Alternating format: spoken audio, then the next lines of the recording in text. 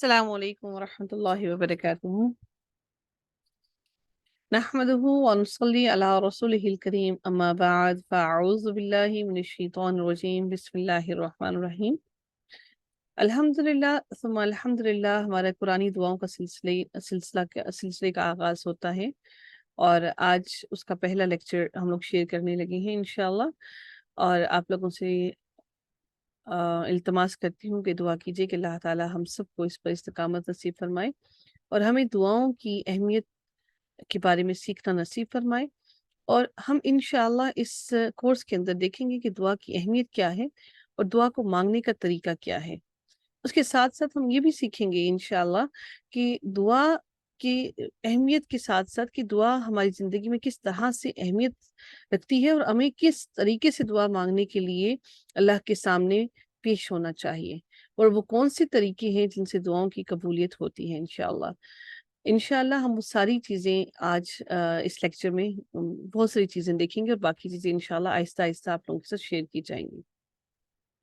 اس کے بعد ہم لوگ دعاؤں کو تجوید کے ساتھ یاد بھی کریں گے اور سنیں گے بھی انشاءاللہ. دیکھتے ہیں کہ جو پوائنٹس کل گروپ کے اندر شیئر کیے گئے تھے آج ان کے بارے میں تھوڑا سا ہم لوگ ڈیٹیل سے قرآن اور حدیث کے مطابق دیکھتے ہیں کہ اللہ تعالیٰ نے ہمیں یہ احکامات کیسے کون کون سی آیات کے اندر ہماری طرف نازل فرمائے ہیں. پہلا جو پوائنٹ تھا وہ تھا کہ دعا مانگنے والے کا عقیدہ درست ہو. اب دعا مانگنے والے کے عقیدے سے کیا مراد لی گئی ہے، اس میں عقیدہ کیا ہے در حقیقت. ہاں، اس کے لیے اللہ تعالیٰ آیت نمبر 86 سورۃ البقرہ کی آیت نمبر 86 کے اندر ارشاد فرماتے ہیں وَإِذَا سَأَلَكَ عِبَادِي عَنِّي فَإِنِّي قَرِيبٌ أُجِيبُ دَعْوَةَ الدَّاعِ إِذَا دَعَانِي فَلْيَسْتَجِيبُوا لِي وَلْيُؤْمِنُوا بِي لَعَلَّهُمْ يَرْشُدُونَ. اللہ تعالیٰ ارشاد فرماتے ہیں اور جس وقت میرے بندے آپ سے میرے متعلق سوال کریں تو میں قریب ہوں. یعنی کہ نبی کریم صلی اللہ علیہ وسلم سے بات کی جا رہی ہے کہ جب آپ سے میرے بندے میرے بارے میں سوال کریں تو اللہ تعالیٰ ارشاد فرماتے ہیں فَإِنِّي قَرِيبٌ کہ میں قریب ہوں، اجیب دعوت الداعی اور میں جواب دیتا ہوں پکارنے والے کی پکار کا، اذا دعانی جب وہ مجھے پکارتا ہے. اللہ تعالیٰ ارشاد فرماتے ہیں فَلْيَسْتَجِيبُوا لِي فَلْيَسْتَجِيبُوا لِي اور کیا اس کو کیا چاہیے کہ وہ میرے احکامات کی پیروی کرے، تعمیل کرے میرے احکامات کی. وَلْيُؤْمِنُوا بِي لَعَلَّهُمْ يَرْشُدُونَ اور مجھ پر ایمان لے آئے تاکہ وہ ہدایت پا جائے. اس سے مراد یہ ہے کہ اللہ تعالیٰ کے تمام احکامات کی پیروی کرنا.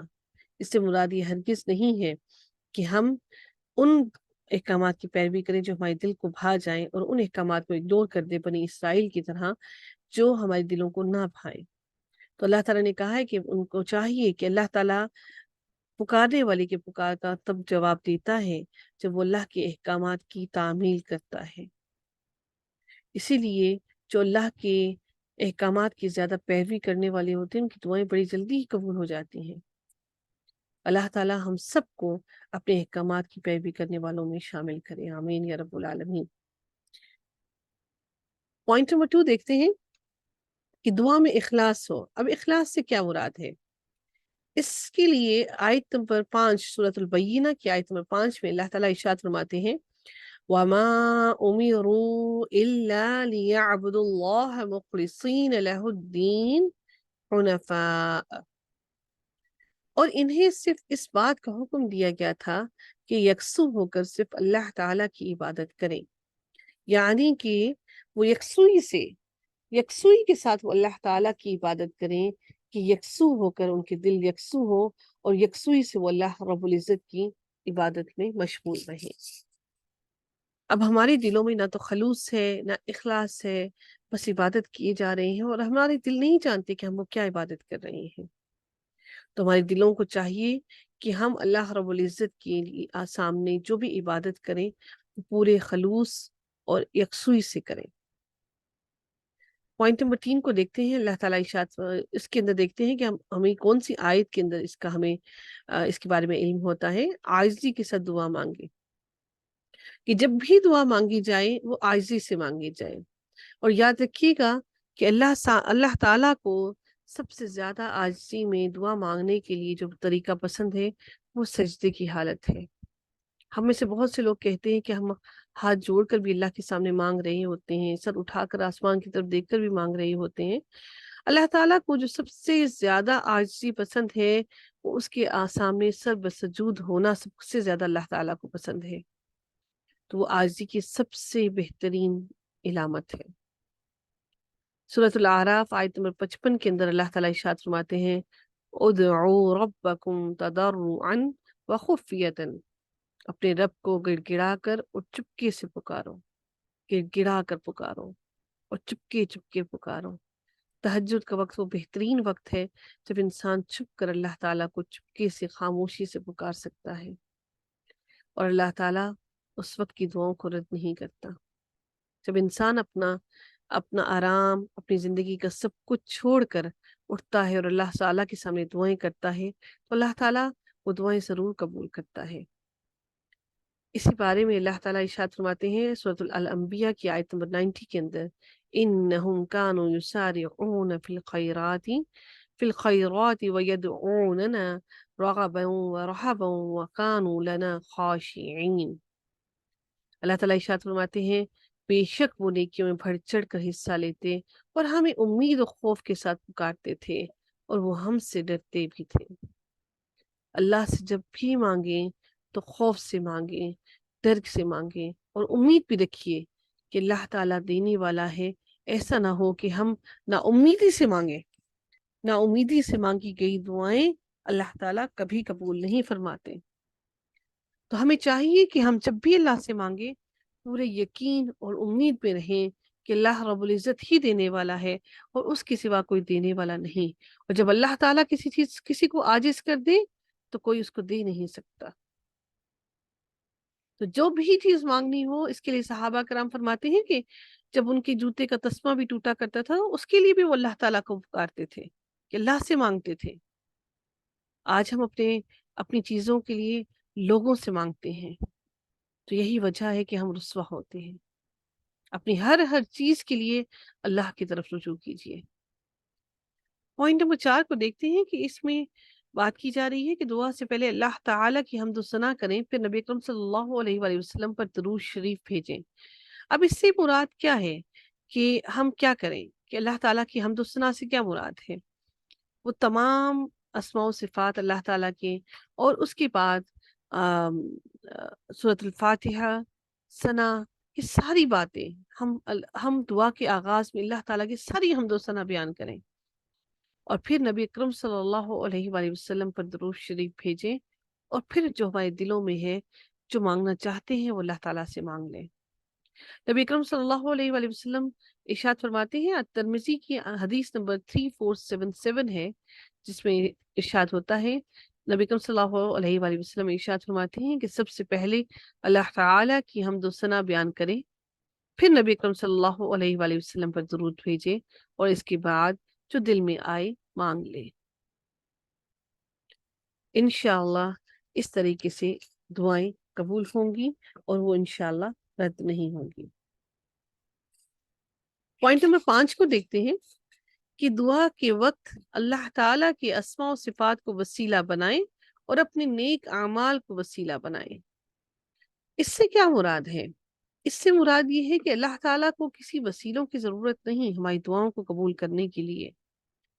اللہ تعالیٰ کے بے شمار اسماء و صفات ہیں، اللہ تعالیٰ کے وہ اسماء و صفات جو 99 ہم نے نام پڑھے، اور وہ نام اللہ تعالیٰ نے قرآن پاک میں بھی بیان فرمایا۔ اللہ تعالیٰ کے جو نام ہیں اور اللہ تعالیٰ کی جو صفات ہیں ان کو وسیلہ بنا کر اللہ تعالیٰ سے مانگیے، اور جو آپ نے نیکیاں زندگی میں کی ہیں، جو آپ جانتے ہیں آپ نے یہ نیکی کی ہے، اس نیکی کی توسط سے اللہ تعالیٰ سے سوال کیجیے۔ اللہ تعالیٰ ایسی دعاؤں کو رد نہیں کرتے جو اس کی حمد و ثنا بیان کر کے اس کی صفات کو وسیلہ بنا کر مانگی جائیں۔ اس کے لیے ارشاد ہوتا ہے وَلِلَّهِ الْأَسْمَاءُ الْحُسْنَى فَادْعُوهُ بِهَا، اور اللہ ہی کے لیے ہیں سارے کے سارے اسماء و صفات، جو بھی اسماء ہیں، نام ہیں، خوبصورت نام ہیں، اللہ تعالیٰ ارشاد فرماتے ہیں تو اسے پکارو ان ناموں کے ساتھ، فَادْعُوهُ بِهَا، اس کو پکارو ان ناموں کے ساتھ۔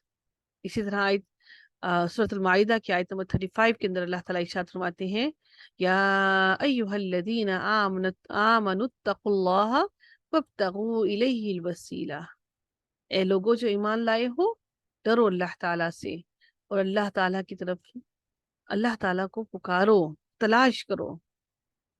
کس طرح سے تلاش کرو؟ کس وسیلے سے تلاش کرو؟ اللہ کے اسماء و صفات کے ساتھ، اور اللہ تعالیٰ کو تلاش کرو جہاد کے ساتھ۔ جہاد اس وقت ہم کون سا جہاد کر سکتے ہیں؟ ہم جہاد بن نفس کر سکتے ہیں، اور وہ سب سے پسندیدہ ترین جہاد ہے۔ جہاد میں اللہ تعالیٰ کو پکاریے، بار بار پکاریے، کیونکہ اللہ تعالیٰ کو پکارنا، اس سے مانگنا بھی ایک عبادت ہے۔ سبحان اللہ، اس سے مانگنا بھی ایک عبادت ہے۔ امام ابن جریر طبری رحمۃ اللہ علیہ فرماتے ہیں کہ اللہ تعالیٰ کو اس عمل کے ذریعے قربت کرو جس عمل سے وہ راضی ہوتا ہے۔ کس عمل سے؟ جس عمل سے اللہ رب العزت راضی ہوتا ہے۔ وہ تمام نیکیاں جس سے اللہ تعالیٰ راضی ہوتا ہے، ان نیکیوں سے اللہ تعالیٰ سے مانگو، اللہ کی قربت حاصل کرو ان نیکیوں سے۔ پوائنٹ نمبر 6 کو دیکھتے ہیں کہ قبلہ رخ ہو کر دعا کرنے کی کیا فضیلت ہے۔ اس سلسلے میں صحیح مسلم کی حدیث نمبر 1763 میں ارشاد ہوتا ہے کہ جس میں حضرت عمر فاروق رضی اللہ تعالیٰ عنہ فرماتے ہیں کہ نبی اکرم صلی اللہ علیہ وآلہ وسلم نے بدر میں دعا مانگتے ہوئے قبلے کی طرف رخ کیا تھا۔ تو اس سے بھی یہ بھی بات ثابت ہوتی ہے کہ قبلہ کی طرف رخ کر کے دعا کرنے کی بھی ایک اہمیت بھی ہے، اور اس کی بھی ایک فضیلت ہے۔ پوائنٹ نمبر 7 کو دیکھتے ہیں کہ اللہ تعالیٰ پر کامل یقین ہو، یعنی کہ آپ جس دعا کو مانگ رہے ہوں مکمل اور کامل یقین کے ساتھ اللہ تعالیٰ سے مانگیے۔ ایسے نہ ہو کہ دل ڈگمگا رہے ہوں اور ہمارے دلوں کو یقین ہی نہ ہو کہ آیا کہ یہ دعا قبول ہوگی یا نہیں ہوگی۔ اس بات کے لیے ترمذی کی حدیث نمبر 2766 کے اندر نبی اکرم صلی اللہ علیہ وآلہ وسلم ارشاد فرماتے ہیں، ادعوا اللہ وانتم موقنون بالاجابہ، اللہ سے مانگو تو قبولیت کے یقین سے مانگو، اس یقین سے مانگو کہ اللہ تعالیٰ دعاؤں کو قبول کرنے والا ہے۔ اور جب ہمیں یقین نہیں ہوتا تو پھر وہ دعائیں قبول بھی نہیں ہوتی۔ ہم اس بے یقینی میں رہتے ہیں کہ معلوم نہیں قبول ہوگی یا نہیں ہوگی۔ جب یہ یقین ہو جائے کہ قبول ہوگی تو انسان بڑے سکون کی حالت میں آ جاتا ہے۔ 8واں پوائنٹ ہم دیکھتے ہیں کہ کثرت سے مانگنا چاہیے۔ ایسا نہیں کہ ایک دفعہ مانگ لیا اور پھر کہیں کہ اللہ تو جانتا ہے، ہمیں اس سے مانگنے کی کیا ضرورت ہے؟ کیا اس کو علم نہیں کہ اس نے ہمیں کیا دینا ہے؟ وہ تو دلوں کے حال سے بھی واقف ہے۔ لیکن حدیث سے ہم دیکھتے ہیں کہ اللہ سے جب کوئی چیز مانگنی ہو تو کثرت سے مانگیے۔ ہم جانتے ہیں کہ نبی اکرم صلی اللہ علیہ وآلہ وسلم جب یہ چاہتے تھے کہ کعبہ جو تحویل ہو، قبلہ کی تحویل ہو، تو نبی اکرم صلی اللہ علیہ وآلہ وسلم بار بار اللہ تعالیٰ کی طرف اللہ تعالیٰ کی طرف دیکھ کر پکارتے تھے اللہ کو، اور ان کا دل کرتا تھا بار بار اس چیز کے لیے کہ یہ قبلے کی تحویل ہو جائے، جس کے لیے ہم پڑھتے ہیں قرآن مجید کے اندر کہ اللہ تعالیٰ ارشاد فرماتے ہیں کہ میں دیکھتا ہوں تمہارا بار بار دیکھنا آسمان کی طرف، اس لیے کہ قبلے کی تحویل کر دی جائے کعبے کی طرف۔ تو کیا وہ نبی تھے، ان کو بار بار مانگنے کی ضرورت تھی؟ اگر نبی بار بار اللہ سے مانگ سکتے ہیں، حجت کر سکتے ہیں، تو ہم تو بہت گناہ گار لوگ ہیں۔ ہم کیوں تھک جاتے ہیں ایک دفعہ دعا کر کے، دوسری دفعہ مانگنا ہمیں کیا لگتا ہے کہ کیا وہ ہمارا مانگنا ہماری کسی ہمارے اسٹیٹس میں کمی نہیں آئے گا؟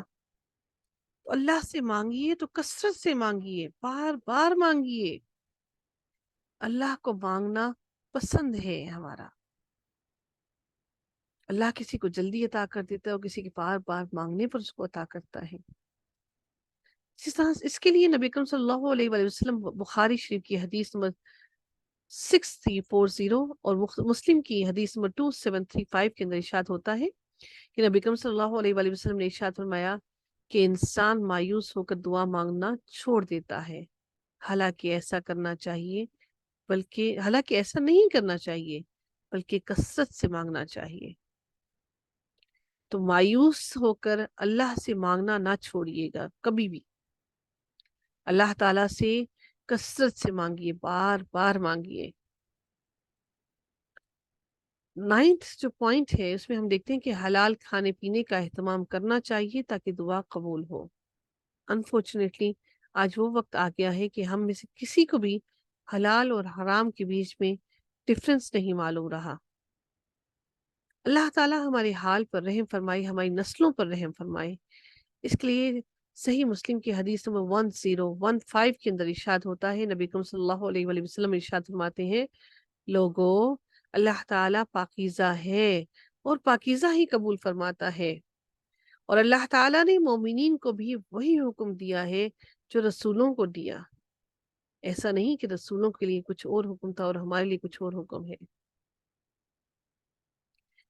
چنانچہ فرمایا، یا ایہا الرسول کلوا من طیبات واعلموا صالحا انی بما تعملون علیم۔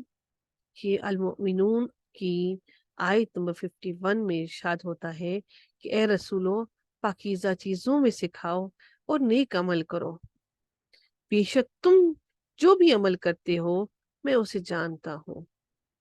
اور مومنین کو حکم دیتے ہوئے اللہ تعالیٰ نے سورۃ البقرہ کی آیت نمبر 172 میں فرمایا، یا ایہا الذین آمنوا قلوا من طیبات ما رزقناکم۔ اے ایمان والو، جو پاکیزہ چیزیں تمہیں دی ہیں ان میں سے کھاؤ۔ اس سے ثابت ہوتا ہے کہ پاکیزہ سے مراد کیا ہے؟ کہ پاکیزہ سے مراد ہے کہ ہمیں حلال چیزیں کھانی چاہیے، حرام کی طرف نہیں جانا چاہیے۔ پھر اس کے بعد نبی کریم صلی اللہ علیہ وسلم نے ایک شخص کا تذکرہ فرمایا جو لمبے سفر میں پراگندہ حالت کے ساتھ دونوں ہاتھ آسمان کی طرف بلند کر کے یا رب کی صدائیں بلند کرتا ہے، حالانکہ اس کا کھانا حرام کا، پینا حرام کا، لباس حرام کا، اس کی پرورش حرام پر ہوئی تو اس کی دعائیں کیسے قبول ہوں گی؟ اس لیے ہم سب کو چاہیے کہ حلال کمائیں، حلال کھائیں۔ اور دعا کے آداب میں ایک ادب یہ بھی شامل ہے کہ انسان کا دل حاضر ہو اور دلی طور پر انسان غافل نہ ہو، جو ہم پوائنٹ نمبر 10 کے اندر دیکھتے ہیں کہ غافل دل سے ہم دعا نہ مانگے، کہ دل ہمارا غافل ہو، دنیا کے میلوں میں لگا ہوا ہو اور ہم بس کہیں بیٹھے ہوئے بس تھوڑی سی بات کہہ لیا بس وہ دعا قبول ہو جائے۔ انسان کا دل مکمل طور پر اس دعا کے لیے حاضر ہو،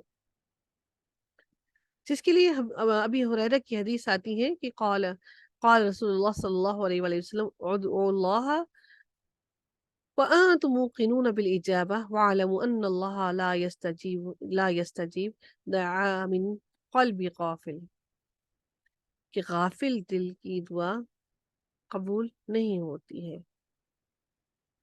اللہ تعالیٰ ہم سب پر اپنا خصوصی رحم فرمائے، اللہ تعالیٰ ہم سب کو بعمل بنائے اور ہم سب کو اس مقام پر پہنچا دے جس مقام پر دعاؤں کی قبولیت ہوتی ہے، اور اللہ تعالیٰ ہم سب کو دعا مانگنے کا ڈھنگ سکھا دے۔ آمین یا رب العالمین، وآخر دعوانا ان الحمد للہ رب العالمین۔ سبحانک اللہم وبحمدک، نشہد ان لا الہ الا انت، نستغفرک ونتوب الیک۔